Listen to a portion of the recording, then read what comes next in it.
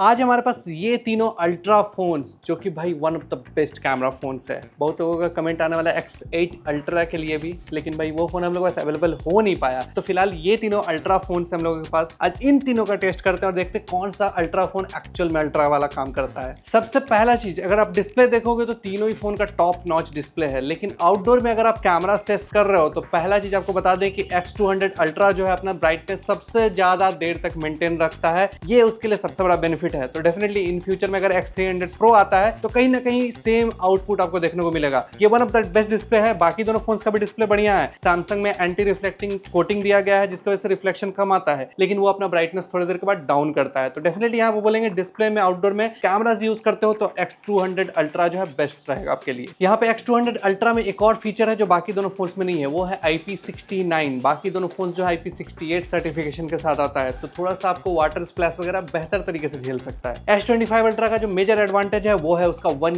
UI और brand value. 7 years का update, बाकी दोनों फोन इससे बहुत दूर है। तो डेफिनेटली अगर आपको UI एक्सपीरियंस और एंड्रॉइड एक्सपीरियंस के लिए अगर फोन लेना है, अपडेट्स के लिए फोन लेना है, तो सैमसंग यहाँ पे सबसे बेस्ट है। बैटरी की अगर बात कर ले तो X200 अल्ट्रा में हम लोग को मिलता है 6000 mAh का सबसे बड़ा बैटरी। सेकंड में हम लोग को MI है, यहाँ पे आपको 5400 mAh का बैटरी देगा, और थर्ड पे आपका आता है सैमसंग जो कि 5000 mAh का बैटरी देगा। तीनों फोन का बैटरी बैकअप जो है बहुत ही बढ़िया है, लेकिन क्लियरली यहाँ पे बैटरी में भी अल्ट्रा जो है मतलब X200 अल्ट्रा बेटर है। अब सीधा चल लेते हैं कैमरास पे कि कैमरा में कैसा क्या क्या सारा कुछ मिलता है। हार्डवेयर का बात करेंगे तो यहाँ पे Xiaomi और Vivo, ये दोनों जो ब्रांड है वो हार्डवेयर पे सबसे ज्यादा काम करता है। सैमसंग जो है सॉफ्टवेयर के साइड में ज्यादा रहता है, वो सॉफ्टवेयर पे ज्यादा काम करता है। तो फिलहाल ये देखेंगे कि हार्डवेयर वर्सेस सॉफ्टवेयर किसका क्या सारा कुछ रहेगा। और एक चीज क्लियरली बता दे, तीनों फोन के डिफॉल्ट सेटिंग में हम फोटोज ले रहे हैं, मतलब कि Vivo के विविड मोड में और Xiaomi के वाइब्रेंट कलर मोड में। आप कमेंट मत करना भाई कि नेचुरल मोड में क्यों नहीं लिए या कुछ भी ऐसा क्यों नहीं किया, क्योंकि हम लोग अलग से कुछ सेटिंग किसी भी फोन में नहीं कर रहे हैं। कंपनी से जैसा सेटिंग जो डिफॉल्ट सेटिंग आ रहा है उस पर हम लोग काम करेंगे। वाइड एंगल मतलब प्राइमरी कैमरा का अगर इस जगह पे बात करें तो तीनों ही फोन में थोड़ा अलग अलग सेटअप है। हार्डवेयर वाइज भी तीनों फोन एकदम डिफरेंट है। Xiaomi जो है सबसे पावरफुल हार्डवेयर रखता है,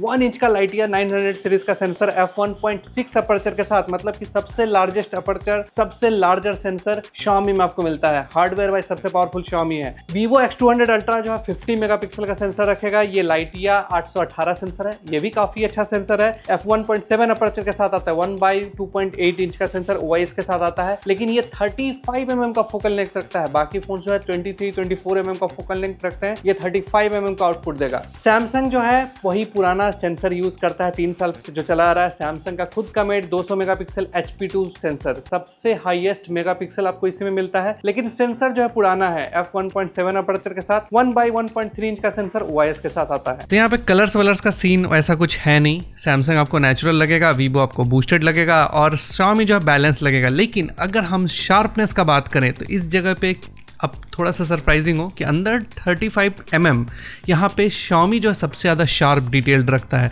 फोटोज़ वगैरह को, और यहाँ पे Vivo जो है थोड़ा सा ओवर शार्प कभी कभी कर देता है। अल्ट्रा वाइड को ही क्रॉप करता है, इसी वजह से थोड़ा ओवर शार्प लगा। यहाँ पे सबसे बैलेंस जो फोटोज़ हमको लगा वो Xiaomi का है। आप अगर सैमसंग का फोटोज़ देखोगे वो थोड़ा म्यूटेड कभी कभी फील होता है, बट नेचुरल सबसे ज़्यादा आपको वही मिलेगा। कलर्स वगैरह नेचुरल है। सोशल मीडिया रेडी फोटोज़ बाकी दोनों फोन देता है, लेकिन सैमसंग में शैडोज़ वाले पार्ट में हर जगह पे आपको अगेंस्ट द लाइट नॉइज़ और स्काई का भी डिटेल्स वगैरह देख सकते हो क्लियरली। वो जो है थोड़ा सा स्ट्रगल करता है। सैमसंग को अपना सेंसर जो अपग्रेड करने की जरूरत है। इवन जो लो लाइट में आप अगर फोटोज देखोगे तो यहाँ पे भी Xiaomi जो है सबसे ज़्यादा शार्प है, और बाकी दोनों फोन में थोड़ा थोड़ा नॉइज़ आपको दिखने लगा है। कहीं ना कहीं बोले कि नेचुरल फोटोज में बस सैमसंग है, बाकी सब चीज़ों में जो है यहाँ पे बाकी दोनों फोन बेटर परफॉर्म किए हैं। Xiaomi ने बहुत बढ़िया काम किया है यहाँ। देखिए कलर्स वगैरह, अगर आपको कलर एक्यूरेसी वाला चीज़ पे जाना है तो वहाँ पे आपको सैमसंग क्लियरली बेटर कलर्स निकाल के देता है। बाकी दोनों थोड़े से बूस्टेड कलर्स में आपको फील करवाएंगे। उसमें अभी नेचुरल कलर मोड है, आप कर सकते हो, लेकिन डिफॉल्ट सेटिंग में काम कर रहे हैं। अगर आप क्रॉप करते हो तो इस जगह पे Xiaomi एंड Vivo जो है बेटर शार्पनेस डिटेलिंग निकाल के देता है।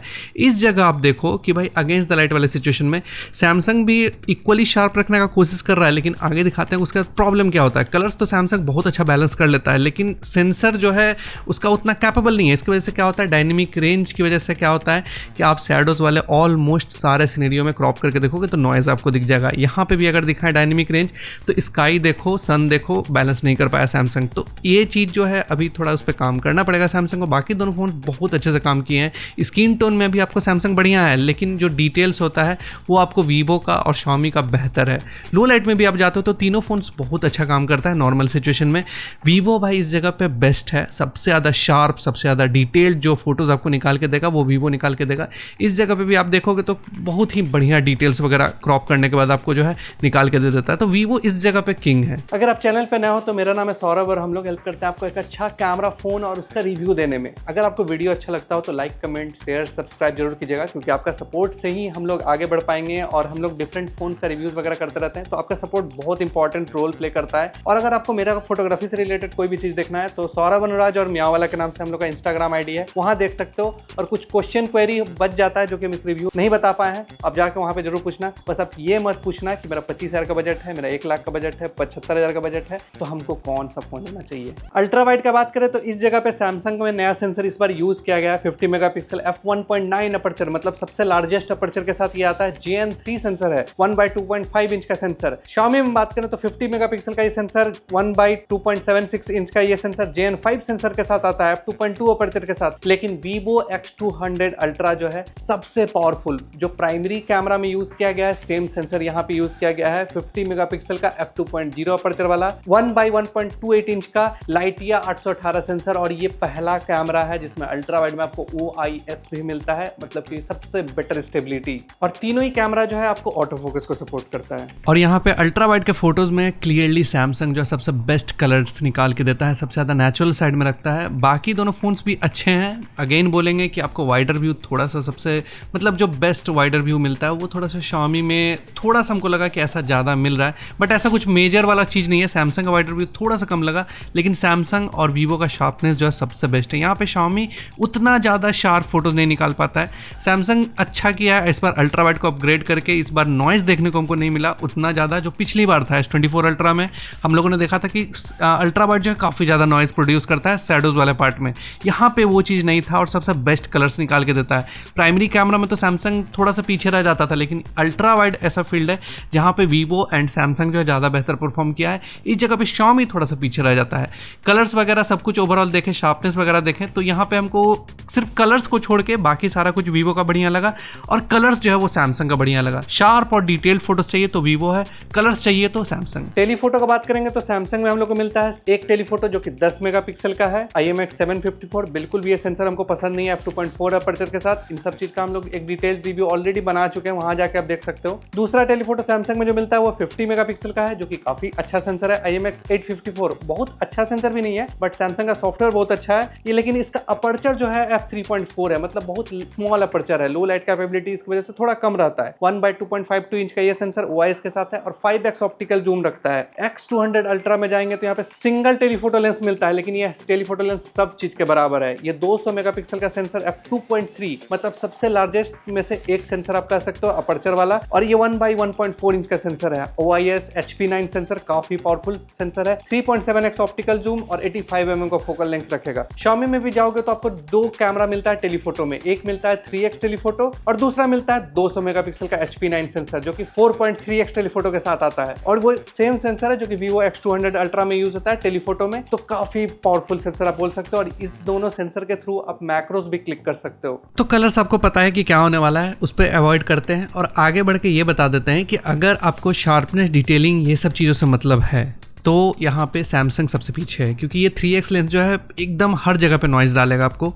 प्राइमरी कैमरा में भी ये चीज़ था, यहाँ पे भी ये 3x लेंस अब नेक्स्ट चेंज होने का ज़रूरत है सैमसंग का। शार्पनेस के मामले में इस जगह पे वीवो बाकी दोनों फ़ोन से कहीं ज़्यादा आगे है, और नेचुरल बैकग्राउंड ब्लर भी सबसे ज़्यादा मिलता है वीवो में, क्योंकि उसका बड़ा सेंसर है। Xiaomi में 4.3x पे ये सेंसर यूज़ किया गया है, तो वहाँ पे जाने पे उसमें फ़ायदा होता है, लेकिन वही फ़ायदा होता है वीवो को इस जगह पे 3x में। क्लियरली शार्पनेस सबसे ज़्यादा है, सेकंड पे Xiaomi है एंड थर्ड पे यहाँ पे सैमसंग आता है। 3x से अराउंड 4x तक के रेंज में। लेकिन अगर आप 5x पे चले आते हो तो सैमसंग का कलर्स तो नेचुरल है ही साथ इसका डिटेल्स भी जो है काफ़ी ज़्यादा इंप्रूव हो जाता है। इस जगह पे आपको नॉइज़ नहीं मिलेगा सैमसंग में, बट स्टिल आप वीवो को यहाँ पे भी पीछे नहीं कर पा रहे हो, क्योंकि भाई उसका जो सेंसर है उतना ज़्यादा पावरफुल है कि वो इस रेंज को भी कवर कर ले रहा है और ज़्यादा डिटेल्ड और ज़्यादा बेटर फोटोज़ निकाल रहा है। सैमसंग कभी कभी जो है थोड़ा सा कलर्स तो आपको पता है कि हाँ नेचुरल दे रहा है, लेकिन फेस को जो स्किन टोन है वो बैलेंस काफ़ी अच्छा से करता है। लेकिन लो लाइट में भी वीवो जो है आपको बेहतर डिटेल्स वगैरह सब कुछ कैप्चर कर पाता है। इस जगह पे Xiaomi जो है वो पीछे रह जाता है, यहाँ पे सेकंड में सैमसंग रहेगा। जूम का अगर बात करें तो सैमसंग और वीवो में 100x का डिजिटल जूम मिलता है, मैक्सिमम जाएगा ये, और Xiaomi जो है 120x का डिजिटल जूम देता है। Xiaomi में जो है ऑटो AI का भी ऑप्शन है, 30x से आप ऊपर जाते हो तो AI के थ्रू जो टेक्सचर्स वगैरह है उसको इनहेंस करता है और ये काफ़ी तगड़ा वाला काम करता है। हम लोगों ने इसका रिव्यू में देखा था कि बहुत पावरफुल सेंसर है, काम भी करता है। आप वैसे जाके रिव्यू वगैरह भी चेक कर सकते हो इसका। तो बहुत जल्द जूम का भी एक डेडिकेटेड वीडियो आ रहा है, लेकिन यहाँ पे अगर 30x पे जाते हो तो यहाँ पे Xiaomi जो है सबसे बेस्ट फोटोज डिटेल्स वगैरह के साथ निकालता है। सेकंड पे वीवो एंड थर्ड पे सैमसंग है, स्ट्रगल करने लगता है। और 100x पे जाओ तो यहाँ पे भी Xiaomi जो है ज़्यादा बेहतर जो है टेक्सचर्स को हैंडल करता है। सेकंड पे वीवो एंड थर्ड पे सैमसंग, और मैक्रोज में फर्स्ट पे जो है वीवो रहता है और सेकंड पे Xiaomi है एंड थर्ड पे इस जगह पे भी सैमसंग रहेगा। मतलब ऑलमोस्ट सारे जगह पे सैमसंग जो है पीछे रह जाता है। वैसे हम लोग आज जो शूट में और रिव्यू में जो भी इक्विपमेंट्स वगैरह यूज कर रहे हैं, जो माइक्स है हमारा सारा कुछ है, तो हम लोग का प्रोडक्ट लिंक में टैग्ड है और डिस्क्रिप्शन में भी हम लिंक डाल दे रहे हैं अमेजॉन का, वहां से भी आप देख सकते हो। तो इन दोनों के थ्रू आप वो प्रोडक्ट चेक कर सकते हो कि क्या क्या हम लोगों ने यूज किया है। पोर्ट्रेट मोड का बात करें तो सैमसंग में 1x 2x 3x और 5x ये टॉगल्स मिल जाता है आपको, लेकिन सैमसंग में आप डिजिटली जूम भी कर सकते हो। Xiaomi में भी आप डिजिटल जूम कर सकते हो, Xiaomi में टॉगल भी मिल जाता है 1x 2x 3x 4.3x का। वीवो में जो है 35mm 50mm 85 और 135mm का फोकल लेंथ मिलता है और ये फिक्स्ड है, इसमें आप डिजिटली जूम वगैरह नहीं कर सकते हैं। लेकिन वीवो और Xiaomi में आपको काफी सारा एक्सप्लोर करने के लिए ऑप्शंस मिल जाएगा। और वीवो में सबसे ज्यादा जो है फीचर मिल जाता है बोके वगैरह कंट्रोल करने का, और फिल्टर्स वगैरह के लिए भी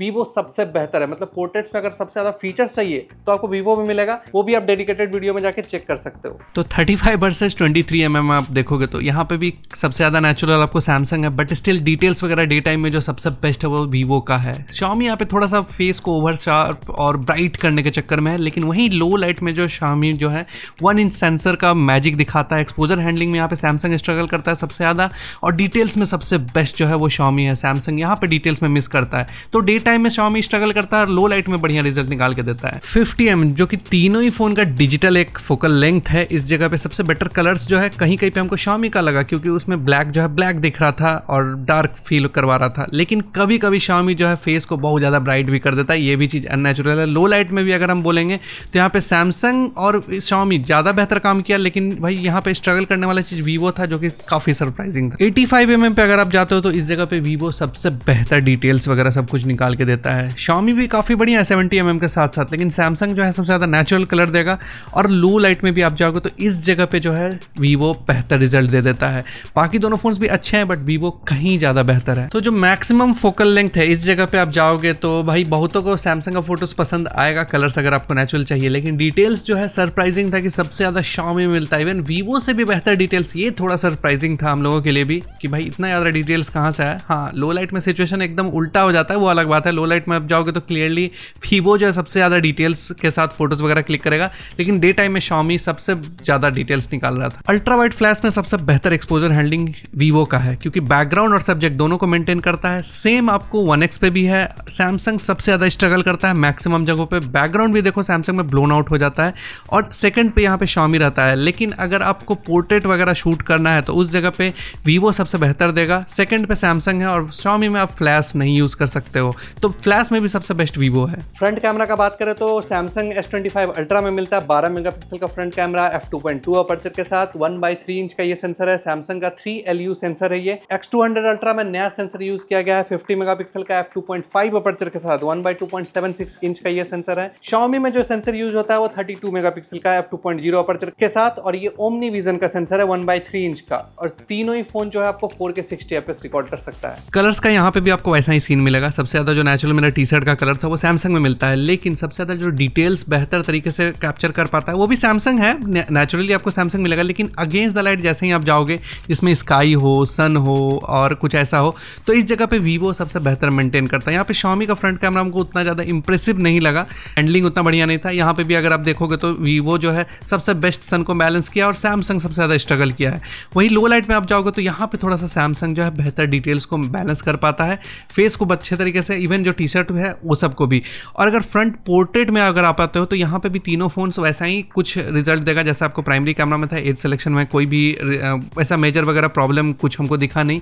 Xiaomi को थोड़ा सा स्क्रीन टोन ये सब चीज़ों पे और बेहतर काम करना चाहिए। यहाँ पे भी अगर आप देखोगे तो स्ट्रगल सबसे ज़्यादा सैमसंग किया है सन को बैलेंस करने में, और वीवो सबसे बेहतर तरीके से बैलेंस किया है। लो लाइट में तीनों ही फ़ोन जो स्ट्रगल करता है, लो लाइट में ऐसा कुछ नहीं है कि ये वाला फ़ोन सबसे बेस्ट रिजल्ट देगा। वैसे यहाँ पे एक चीज़ आपको बता दें, 8K अगर आपको शूट करना है तो सैमसंग में आपको 8K का ऑप्शन मिल जाता है 3 कैमराज में। Xiaomi में आपको रियर के सारे कैमराज में 8K मिलेगा। वीवो में आपको सिर्फ प्राइमरी कैमरा में 8K मिलता है। वीवो में आपको रियर के सारे कैमराज में 4K 120 FPS मिल जाता है। सैमसंग में आपको 4K 120 अल्ट्रा वाइड और 1x दोनों पे मिल जाएगा। और Xiaomi में आपको 4K 120 जो है 1x और 4.3x पे मिल जाता है। तो 4K 60 FPS में हम लोगों ने काफ़ी सारा वीडियोस लिया था, और तीनों ही फ़ोन देखिए हम बता दें आपको कि कैमरा तो स्विच कर सकता है और तीनों ही फ़ोन काम बहुत अच्छा करता है। ये नहीं कि एकदम ये फ़ोन हमेशा बेस्ट काम कर देगा। और मल्टीपल शॉट्स में आपको क्या होगा, कभी सैमसंग बेहतर काम करता है, कभी वीवो बेहतर काम करता है, और कभी कभी Xiaomi ने भी बहुत बढ़िया काम किया है। यहाँ पे डिफरेंट फोकल लेंथ्स है सारे वीडियोज़ में,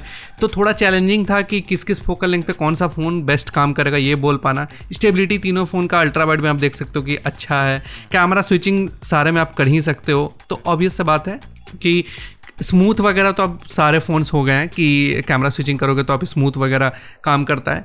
ओवरऑल जो क्वालिटी है प्राइमरी, मतलब कि वाइड एंगल का जो प्राइमरी सेंसर है उस जगह पे अगर आप देखोगे तो ऑलमोस्ट सारे सिनेरियो में एक चीज़ आपका कॉमन रहेगा, वो ये कि आपको वीवो सबसे ज़्यादा शार्प और डिटेल्ड वीडियोज़ देता है।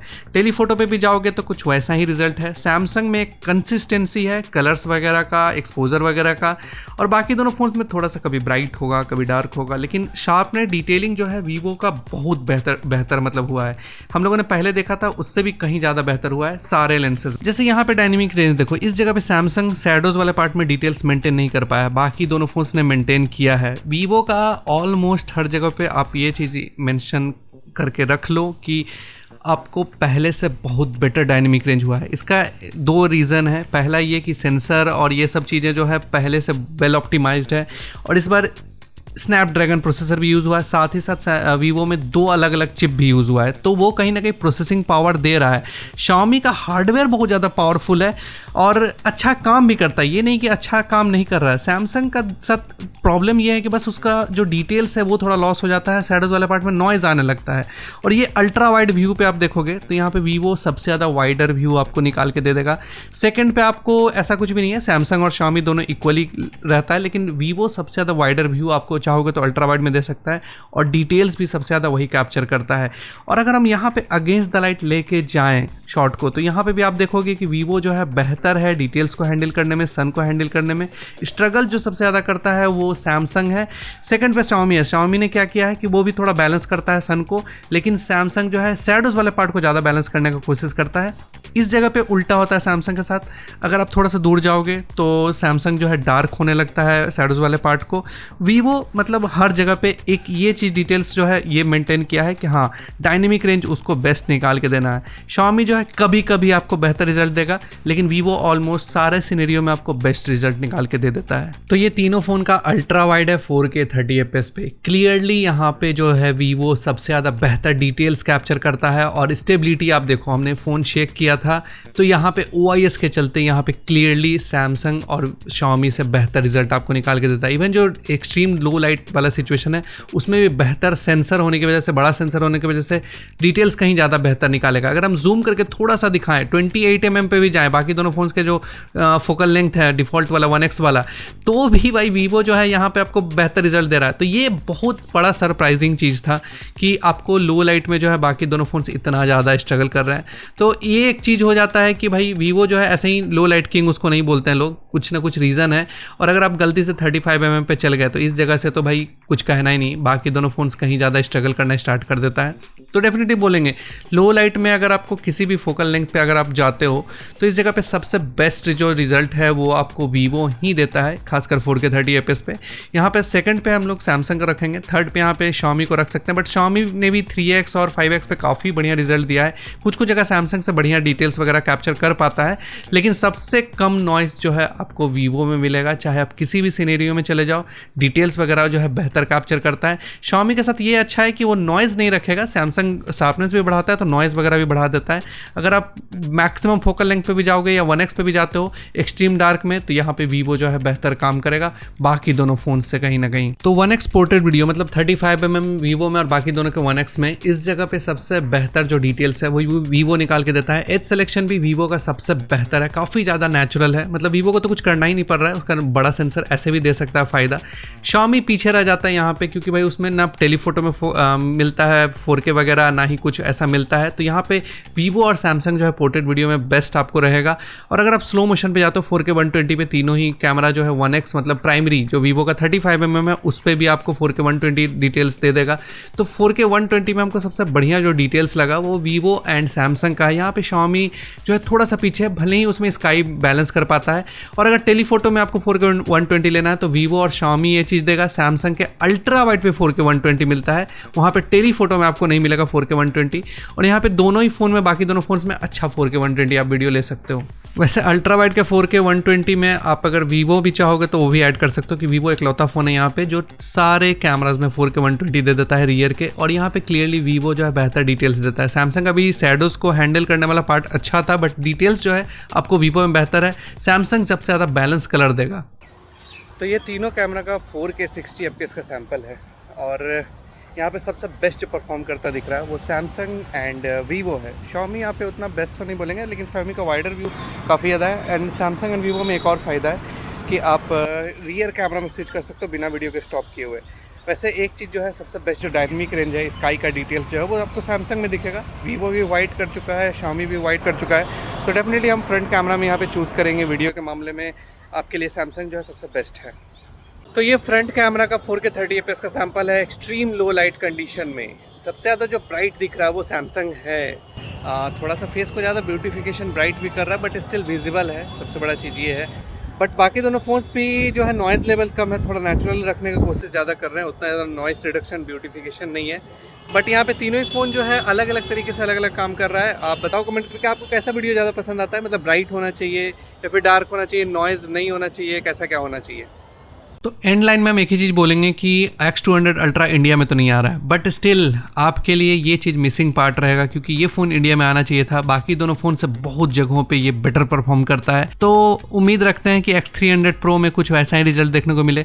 और ये भी बोलेंगे कि Xiaomi का पहले जो रिजल्ट था, अब उसमें अपडेट्स के बाद काफ़ी कुछ चेंजेस आया है और बेटर भी हुआ है। सैमसंग को सीरियसली काम करना पड़ेगा। वैसे तो तीनों ही फ़ोन गर्दा उड़ाता है, आप भी गर्दा उड़ा सकते हैं। चैनल को फॉलो और सब्सक्राइब करके मिलते हैं अगले वीडियो में, तब तक के लिए जय श्री राम।